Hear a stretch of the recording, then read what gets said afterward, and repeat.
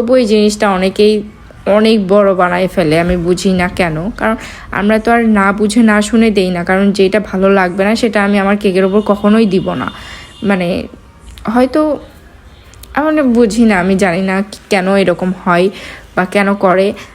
আমার কাছে যেটা দেখতে ভালো লাগতেছে আমি কিন্তু ওই রকম করেই দেই, কিন্তু তারা ভাবে যে ভালো লাগতেছে না কেন, সেম টু সেম হইল না।